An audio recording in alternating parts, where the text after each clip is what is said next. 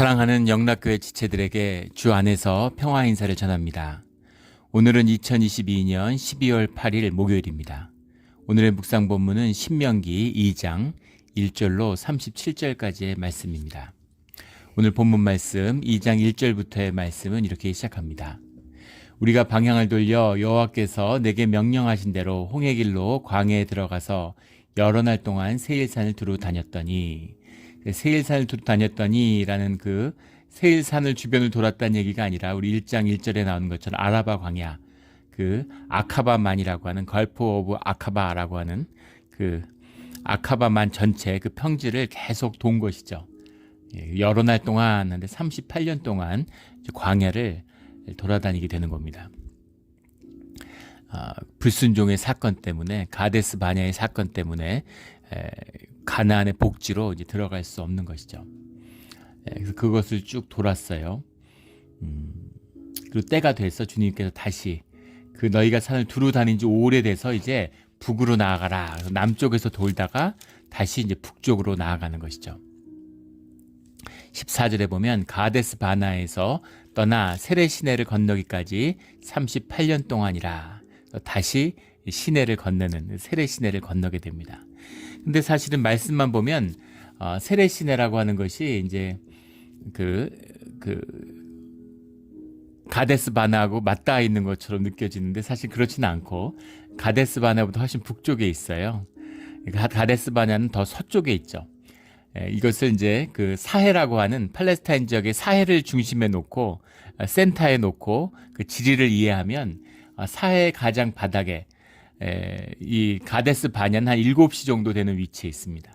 그리고 이 세레 시내라고 하는 세일강이라고 하는 것은 이제 사해에서 보면은 사해 평양 한 5시 정도 되는 것이죠. 그리고 한 3시 정도 되는 방향에 이제 아르노강이라는 게 나옵니다. 그리고 한 2시 방향쯤 되면 이제 야폭강이 나오죠. 남북으로 요단강이 북에서부터 12시 방향에서 쭉 직선으로 내려오는 겁니다. 그래서 그 바닥에 이제 사해강이 있고, 그리고 오른쪽으로 동서로 흐르는, 남북이 아니라 동서로 제일 위에 야폭강이 있고, 그 다음에 아르논강이 있고, 그 밑에 세일강이 있고, 이런 식으로 강들이 동서로 흐르고 있죠. 그래서 원래는 가나안 땅으로 이렇게 들어가는 것이 유보된 다음에 그 뒤에 오른편으로 이제 사해를 끼고서 사해를 좌편 왼쪽에 팔레스타인 지역이 있는 거죠. 사해를 끼고 오른편으로 돌아 올라가는 거예요. 그것이 요단강을 오른편으로 올라가서 요단강을 동해서 서로 건너게 되는 거죠. 그것이 우리가 이제 여호수아서에 나오는 이야기죠.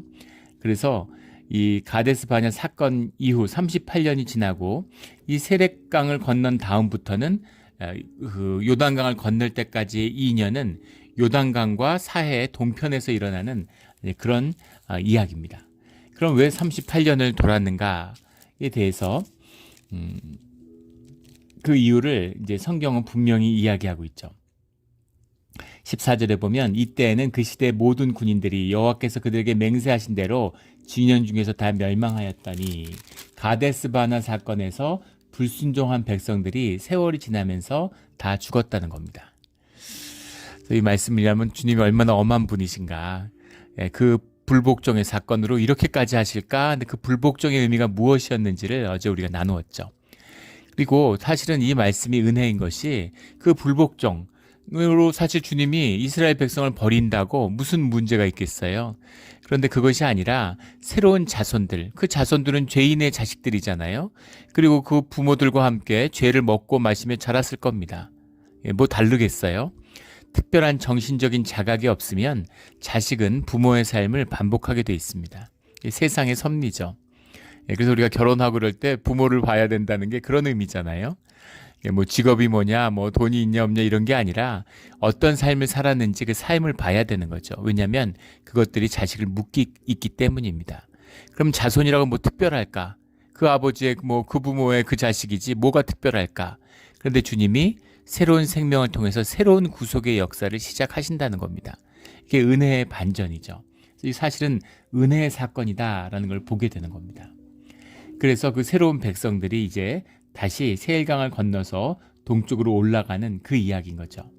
그런데 오늘 5절에 보면 그들과 다투지 말라. 4절에 에서의 자손이 사는 지역, 에돔 지역을 가는 것이죠. 에돔 지역을 지났는데 에돔 지역이 먼저 나타나고 그 다음에 모압이 나타나게 되죠. 에돔 지역은 사해의 남서쪽에 살고 있고 그리고 모압 족속은 사해의 동남쪽에 살고 있죠. 그러니까 아카바만 쪽에서부터 올라가니까 에돔을 먼저 만나고 그 다음에 모압을 만나게 되는 겁니다. 에돔은 우리가 잘 아는 것처럼 에서의 후손, 야곱의 형 에서의 후손들이죠. 그리고 모압은 우리가 잘 알고 있죠. 아브라함의 조카였던 롯의 자손들이죠. 근데 그들의 땅을 주님이 지켜주셨다는 거예요. 이게 이제 본문의 내용이죠. 5절에 보면 이는 내가 세일산을 에서에게 기업으로 주었음이라 이렇게 말씀하고 있습니다. 또 9절에는 그 땅을 내가 롯 자손에게 아르를 기업으로 주었습니다. 이렇게 얘기하고 있습니다. 그런데 이런 의문을 갖게 되죠. 결국 에서의 자손들도 땅을 받았구나. 롯의 자손들도 땅을 받았구나. 이 사람들은 왜 땅을 받았을까? 왜 땅을 받았을까요? 아브라함의 후손들이기 때문이죠. 아브라함의 후손들에게 땅을 주겠다고 주님이 약속하셨는데 그 약속이 아브라함의 후손인 에서나 롯에게도 해당이 된다는 그런 말씀이겠죠. 이 말씀이 이제 우리 성경 공부 이런 거 하다 보면 이거에 걸림돌이 되는 분들이 계세요. 우리 신앙도 마찬가지죠. 이런 겁니다. 어차피 주님의 약속이고 주님이 약속을 성취하는 것이고 주님의 구속의 역사라면 도대체 우리가 선하게 살고 우리가 주님 안에서 거룩해지려고 노력하는 건 무슨 의미가 있을까? 무슨 얘기냐면 이스라엘은 노예로 가고 이굽에 가서 고생하고 죽도록 광야를 헤매고 그토록 훈련받고 그렇게 해서 땅을 이렇게 어렵게 차지하게 되는데 그런데 같은 아브라함의 자손이라고 에서도 롯도 땅을 차지하고 이 사람들은 400년 동안 에돔 지역을 차지하고 떵떵거리며 잘 살았는데 에서의 후손은 그럼 야곱이 고생한 건 다 뭐고 요셉이 노예로 팔려가고 애굽에서 노예 생활하고 이렇게 고생한 이게 다 뭐냐는 거죠. 그런 생각 들지 않겠어요? 세상 살면서 온갖 고난 다 겪고 천국에 갔더니만 아무 그런 것 없이 그냥 믿음의 가정에서 태어나가지고 그냥 쭉 자란 사람도 천국에 왔어요. 주님 전 뭡니까? 이런 생각을 하게 되는 거죠. 그런 생각 안 드세요? 그런 거에 대한 가장 좋은 비유가 예수님이 말씀하시는 탕자의 비유죠. 큰 아들은 아버지 옆에서 아주 호의호식하고 잘 살아요. 근데 둘째 아들은 집 나가서 갖은 고생을 하고 돼지 쥐염 열매를 맺다가 돌아옵니다. 근데 누가 아들이라는 겁니까? 탕자가 아들이라는 거죠. 세상의 눈으로 보이니까 세상 눈으로 보면 큰아들이 좋아 보이는 거죠. 그런데 영의 눈으로 보면 구속의 역사로 보면 그 둘째 아들 탕자가 돼지 쥐염 열매를 먹다 돌아온 그 자식이 진짜 자식이라는 거예요. 그 의미가 보여야 고난의 의미가 무엇인지, 광야의 의미가 무엇인지, 구속의 의미가 무엇인지를 알게 되는 겁니다. 잘 먹고 잘 사는 게 중요한 게 아니죠. 주님을 더 깊이 알아가는 게 중요한 겁니다. 큰아들은 같이 있지만 아들이죠. 그러나 아버지를 누리지 못하는 겁니다. 그런데 둘째 아들은 아버지를 잃었기 때문에 아버지를 찾았어요. 아버지의 은혜, 아버지의 사랑, 아버지의 눈물을 만난 것이죠. 그게 진짜고 그게 살아야 되는 이유다라는 겁니다. 그 땅을 차지했냐 안 차지했냐 그게 중요한 것이 아니라 그 땅을 차지하는 것이 주 안에서 무슨 의미가 있는가 하는 그 목적이 더 중요한 것이죠. 그리고 결국 보세요. 에돔은 어디 있습니까? 모압은 어디 있습니까? 결국은 전부 이스라엘에 흡수되어 버리죠. 그리고 팔레스타인 땅을 누리며 살아가는 자들은 결국 이스라엘이 되는 겁니다. 이 의미예요. 근데 그것조차도 이스라엘조차도 주님을 잃어버리면 그 팔레스타인 땅이라는 것은 아무 의미가 없죠. 땅 받겠다고 우리가 무슨 땅 차지하고 부동산 차지하겠다고 그러는 게 아니잖아요. 그 땅의 의미는 주님이 주셨기 때문에 주님의 약속이기 때문에 의미가 있는 겁니다. 세상에 귀한 반지가 많죠. 뭐 다이아몬드 뭐 1캐럿, 뭐 5캐럿, 10캐럿 이런 반지들도 있을 겁니다. 여왕 무슨 거기 왕관에 붙어 있는 거 뭐 160캐럿인가 그렇대잖아요. 그 아프리카에 있는 나라들이 돌려달라고 훔쳐간 거니까. 그런데 160캐럿짜리 다이아가 있어도 내가 부부가 어렵고 가난한 시절에 서로 금반지 한 쌍을 교환했다고 보세요. 요즘엔 다이아 반지 이런 거 잘 살게 되니까 많이 예전에 할머니 할아버지 보면은 금가락지 이런 거 했잖아요. 근데 금가락지가 그 뭘 얼마 하겠습니까? 그런데 100캐럿짜리 다이아하고도 비교할 수가 없죠. 왜냐하면 결혼의 언약이 담겨 있기 때문입니다. 그 의미인 것이죠. 그 약속과 의미, 그 주님과의 한 마음이 돼서 살아가는 하나 되는 그것이 삶의 중요한 의미다. 구속의 의미다라는 거예요. 그걸 놓쳐서는 안 된다는 겁니다. 그것을 더 분명히 하는 오늘 말씀의 뜻이 5절에 나오는 그들과 다투지 말라. 9절에는 괴롭히지 말라. 그와 싸우지도 말라. 이런 겁니다. 그들과 다투지 말라. 에서의 후손들과 다투지 말라라는 말인데 다투지 말라고 해석을 했는데 알티트 가루라는 말입니다. 알이라는 게 이제 부정 명령어죠. not 이런 거죠. tit라는 게 do, don't죠. 알티트 하면 don't 하지마, 가루를 하지마 이런 말입니다. 가루라는 것이 다투다라는 뜻을 해석할 수도 있겠지만 화를 자초하다, 화에 엮이다 이런 거예요. 어디에 얽혀드는 겁니다. 제가 예전에 그런 비유 많이 들죠. 아까 싸우지 말라라는 뻘밭에 가서 싸우는 거라고 말씀드렸죠. 악의 계계죠.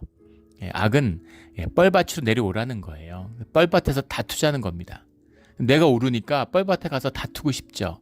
그런데 뻘밭에 내려가면 안 되는 거예요. 주님이 싸우라고 하신 자리에서 주님의 이름으로 주님과 싸우는 것입니다. 주님이 말씀하지 않으실 때는 그런데 함부로 들어가면 안 돼요.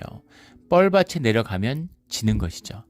뻘밭에 들어가는 게 화를 자초하는 거예요. 뻘밭에 가서 싸우면 어떤 이유로 무슨 목적으로 내려갔든 간에 다 뻘짓입니다. 그래서 얽히면 안 되는 거예요. 얽히지 마라 이런 것이죠. 주님에게 맡기고 얽혀서는 안 되는 겁니다. 이웃이 시비를 걸어요. 그런데 기도하는 것이죠. 그런데 얽혀서는 안 되는 겁니다. 억울할 수도 있고 화날 수도 있겠죠. 근데 주님께 그냥 올려드리고 맡겨드리면 돼요. 그리고 얽혀서는 안 되는 거죠. 이것이 주님이 인도하시는 길입니다. 기도밖에 없죠. 우리 이제 몇 달 됐죠? 한 1년 됐는데 우리 옆집에 새로 이웃이 이사를 왔어요. 그런데 이제 분들이 뭐 집 주인이라고 그러면서 근데 뭐 한 달 정도 지났을 땐가 그렇게 편지 같은 걸 써갖고 문 앞에다 붙여놓고 가고 그러는 겁니다. 그런데 아침에 새벽에 나가는 것 때문에 잠을 못 자겠다고 그걸 자기하고 의논하고 상의해야 된다. 이렇게 시작을 하더니 나중에 막 빨간 글씨로 막 이렇게 써가지고 당장 그만 멈춰라 막 이런 식으로 쓰는 거예요. 심상치 않죠.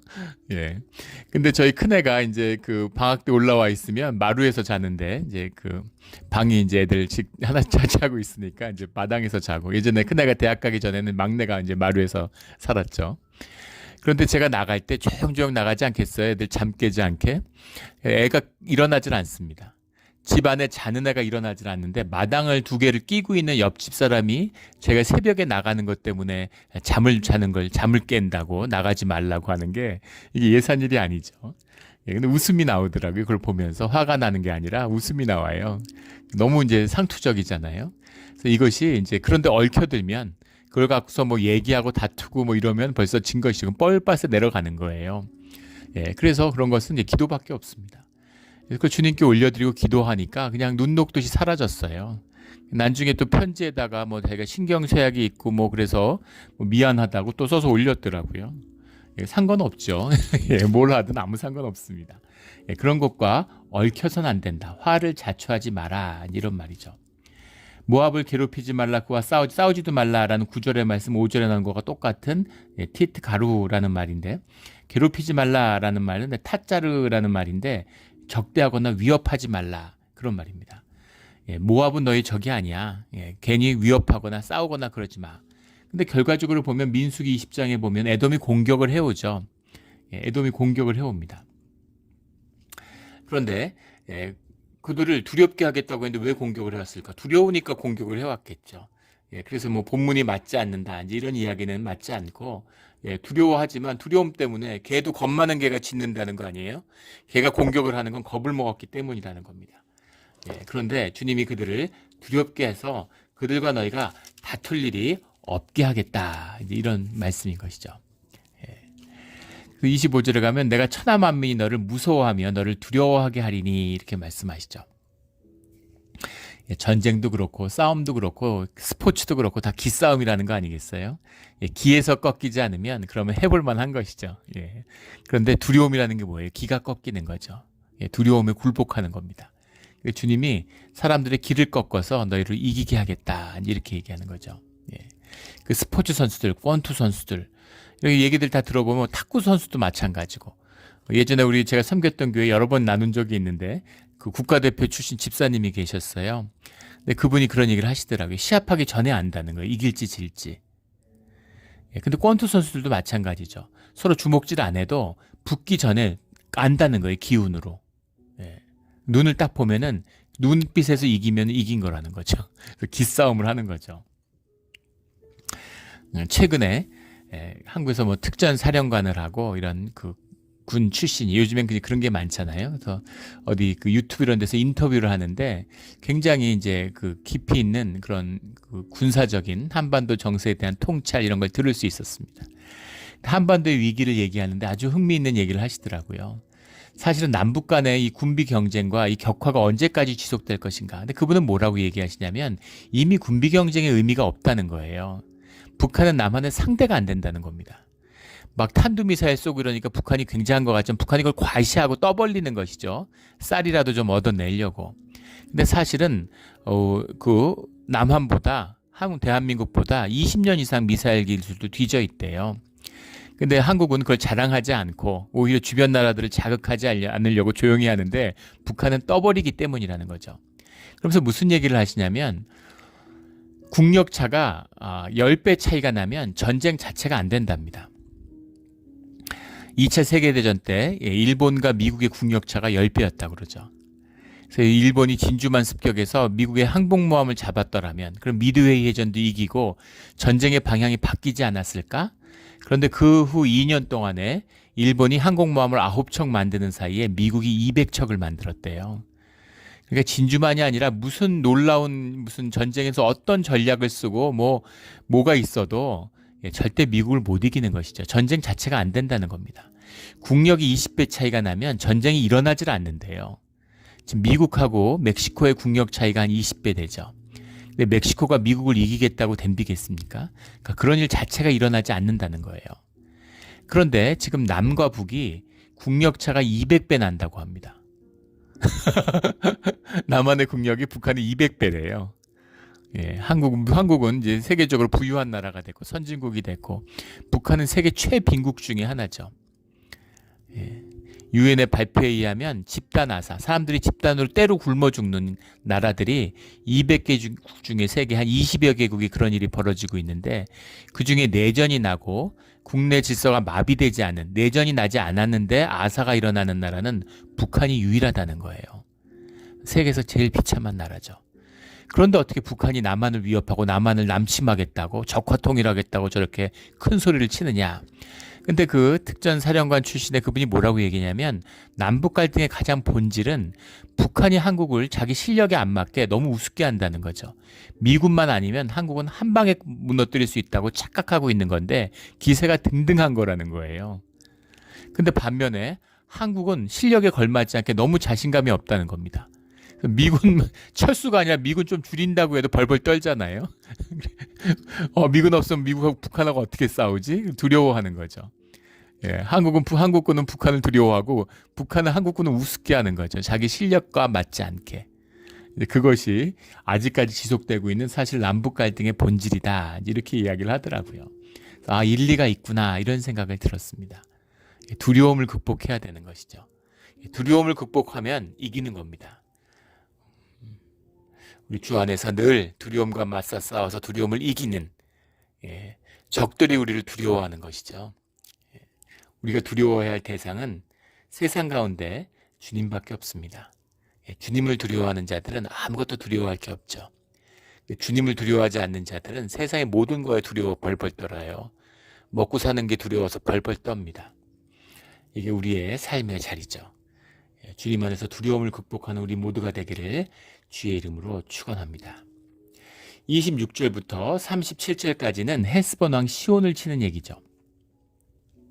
헤스본 왕 시온을 치는데 이 말씀 가운데 보면 28절 29절에 24절에 이미 시온과 그의 땅을 내 손에 넘겼으니까 가서 싸워서 그 땅을 차지하라고, 아르논 골짜기를 차지하라고, 헤스본 왕 아모리 사람 시온을 치라고 주님이 분명히 말씀하셨어요. 그런데 26절부터 보면 사자를 보내서 나를 내 땅을 통과하게 하라. 내가 큰 길로만 하고 좌로나 우로나 치우치지 아니하겠다. 이렇게 얘기를 합니다. 28절에 내가 돈을 받고 양식을 팔아서 내게 먹게 하고 돈을 받고 물을 주어 내가 마시게 하라. 그러니까 우리가 너에게 아무 피해를 주지 않고 거래만 하고 지나가겠다. 이렇게 얘기하는 것이죠. 그런데 30절에 헤스본과 시온이 우리가 통과하기를 허락하지 아니하였으니 이는 내 하나님 여호와께서 그를 내 손에 넘기시려고 그의 성품을 완강하게 하셨고 그의 마음을 완고하게 하셨음이 오늘날과 같으니라. 그렇게 말씀하세요.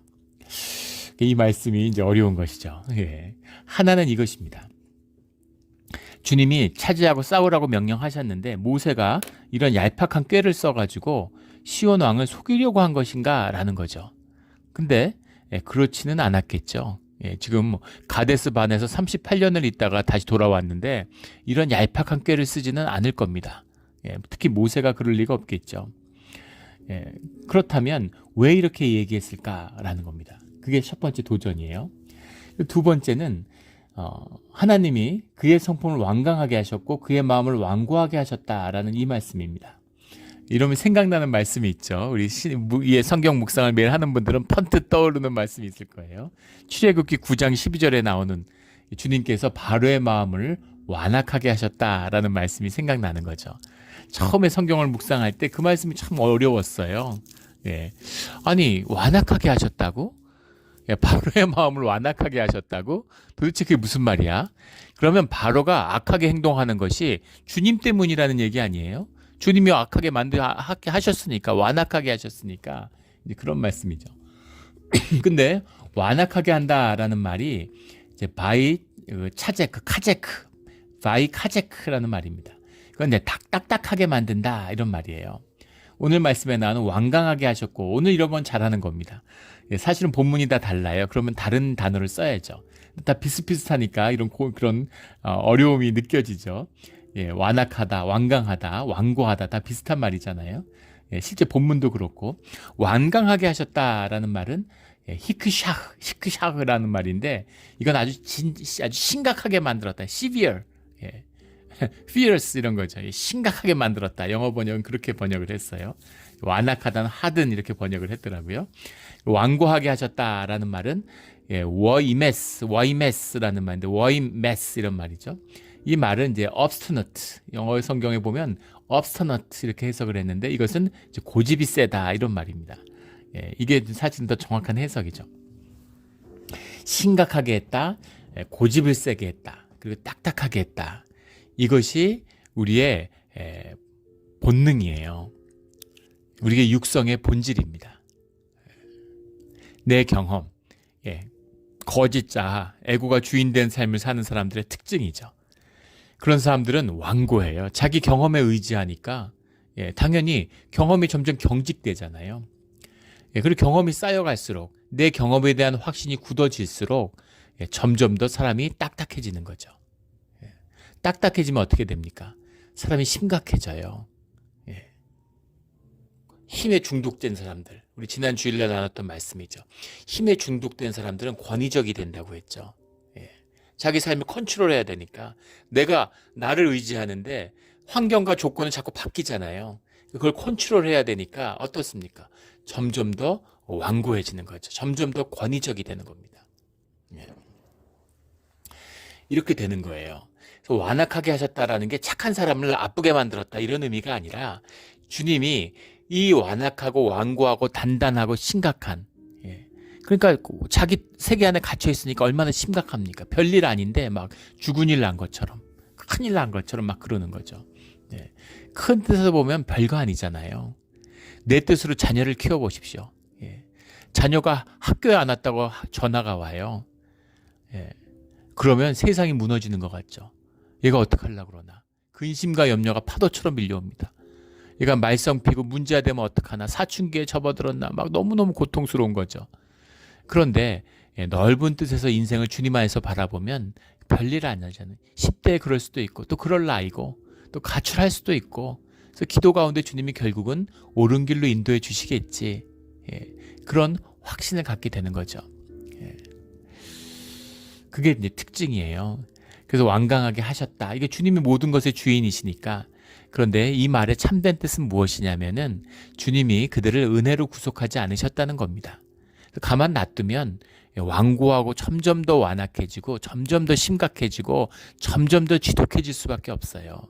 세상을 보시고 사람들이 점점 더 지독해지잖아요. 점점 더 악해지죠. 점점 더 독해져요. 그래야 경쟁이 격화되니까 사람들이 다 이기려고 하니까 세상이 점점 더 독해지고 악해지죠. 그거를 그대로 두셨다는 겁니다. 근데 31절에 이제 시온과 그의 땅을 내게 넘기노니 이렇게 말씀하고 계시죠. 그의 완악함을 내버려 두시는 거예요. 이게 완악하게 하시는 겁니다. 그런데 그걸 내버려 두시고, 내버려 두신다는 것은 그 결과를 기다리고 보신다는 거죠. 그의 행위를 본다는 겁니다. 그래서 그들이 악하게 할 때 그때 이제 시온과 그의 땅을 내게 넘기노라 라는 건 하나님의 섭리와 뜻 가운데, 지금 시간이 지나서 하는 이야기잖아요. 그러니까 그것이 주님의 뜻이었음을 미리 공포하는 것이죠. 주님은 그 땅을 우리에게 주려고 하시는 그 뜻이 있는 겁니다. 그렇다면 그 뜻이 있으니까 그 뜻을 이루기 위해서 악하게 만들었냐? 그게 아니죠. 주님이 그 뜻이 이루어질 때를 기다리고 계시는 거예요. 그래서 그 악이 차오를 때 심판하시는 거죠. 그래서 이제라고 하는 이때 그의 심판의 결정이 완성되었다라는 의미입니다. 그게 우리가 살고 있는 바로 이때죠. 악한 짓을 지어요. 그 나쁜 사람이니까 나쁜 행위를 해서 나쁜 사람이야. 그런데 쟤는 나쁜 행위를 할 거니까 미리 감옥에 가둬야 되겠다. 쟤는 청소년기에 범죄를 저지를 거기 때문에 지금 10살이 12살인데 제가 저렇게 놔두면 18살 때 틀림없이 청소년 범죄자가 돼.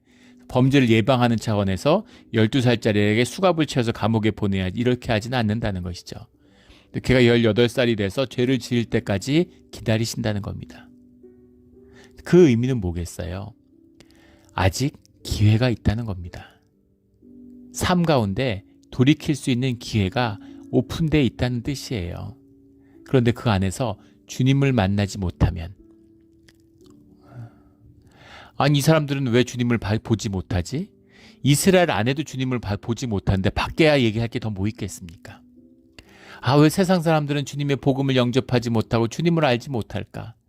평생 교회를 다녀도 주님을 알지 못하고 주님을 영접하지 못하는 사람도 수없이 봤습니다. 주님께 돌이킬 수 있는 시간. 주님을 같이 모르는데 교회 다닌 사람하고 안 다닌 사람하고 누가 더 죄를 받을까요? 어제 나눈 말씀이잖아요. 너희들이 맹인 되었으면 죄가 없을 텐데 보았다고 하니 너희 죄가 그대로 있구나 라는 주님의 말씀이죠. 주님을 안다고, 하나님의 뜻과 함께 한다고 큰 소리 치는 게 더 위험하고 더 죄된 것이다 라는 것이죠. 이 의미입니다. 이제, 오늘 이게 중요해요. 이제 시온과 그 땅을 내게 넘기노니 라는 이 말씀이죠. 그래서 이 말씀 모든 것이 은혜의 말씀이에요. 은혜의 말씀입니다. 우리가 죄 가운데 살고 있지만 주님이 기다리시는 거죠. 우리가 언제든 주님의 이름을 받은, 주님을 믿겠다고 주님께 맹세한 우리의 고백을 주님이 기억하시기 때문에 주 안에서 우리가 돌이킬 수 있는 시간을 허락해 주시는 거죠. 그리고 주님 안에서의 길을 걷는, 광야의 길을 걷는 광야의 백성입니다. 왕국의 백성이 아니에요. 광야의 백성입니다. 세상 눈으로 보면 왕국의 백성이 좋잖아요. 광야의 백성이 뭐가 좋겠어요? 예루살렘의 백성이 좋겠습니까? 바벨론의 백성이 좋겠습니까? 그 차이인 것이죠. 주님을 보는 자, 주님의 길을 아는 자들은 광야의 길이 복된 길이고 광야의 길이 축복이라는 걸 알고 그 길을 걷는 자들이 되는 것이죠.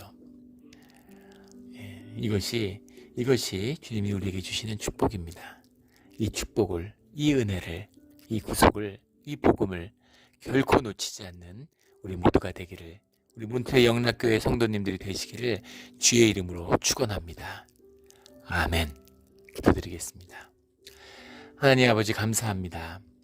우리 모두 주님의 은혜 가운데 늘 감사합니다. 우리가 세상 가운데 주님이 얼마나 무서운 분이신지를 모르고 살 때가 많습니다. 하지만 그 가운데서 주님이 얼마나 은혜롭고 사랑에 충만한 분이신지도 또 주님이 보여주시고 알게 해주시니 감사합니다.